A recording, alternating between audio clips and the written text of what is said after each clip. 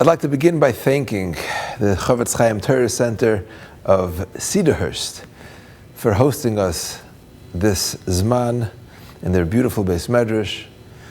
To thank Rabbi Ginsburg. Under his leadership, this shul flourishes, and we thank him for giving us the opportunity to learn here. Kol Yisrael arevim zelazeh.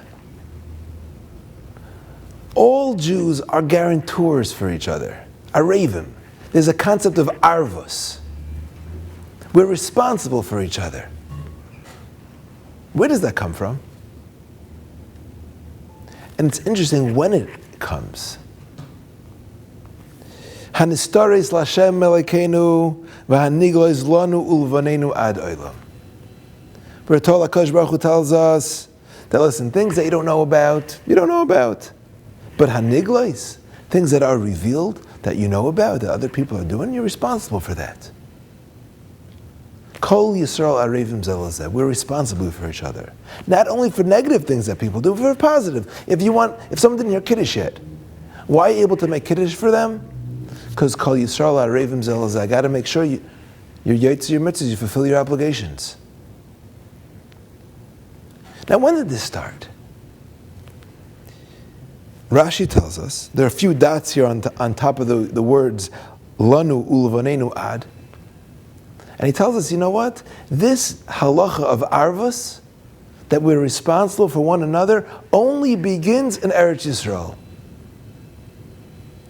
Today, Moshe could have made them into responsible for each other. Why do you have to wait till Eretz Yisrael?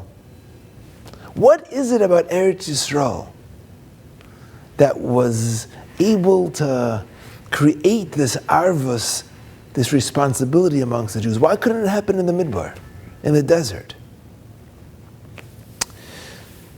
So I heard from Rabbi Yitzchak Berkowitz the following idea.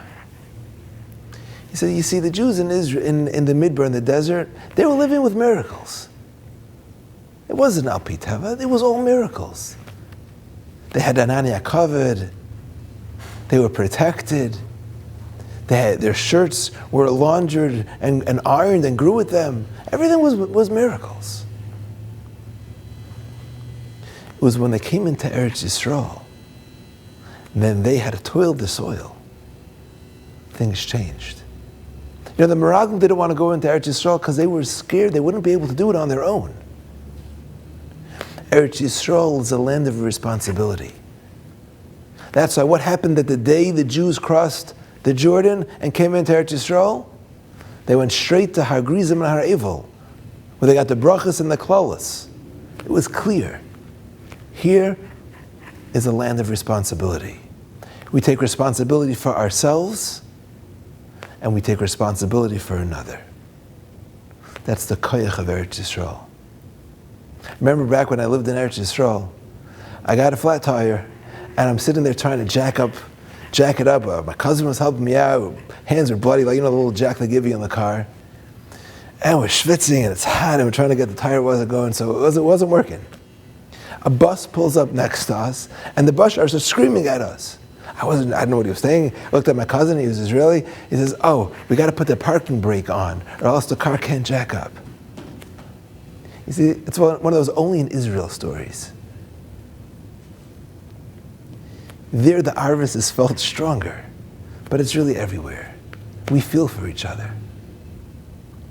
But there's one precondition that's necessary to feel for someone else.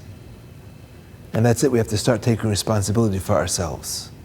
That's why only when we went into Eretz Yisrael and we started living a life al pi teva, were we able to become chayiv in arvos. The year's coming to a close. Let's take responsibility. Rabbi Ginsburg of the Chofetz Chaim Torah Center, he felt the arvos. He let us in. He felt for us. He gave us a place to learn. Let's feel the arvos. Let's feel the Kol Yisrael arevim zelazeh. Let's continue feeling it, because we Jews feel for one another.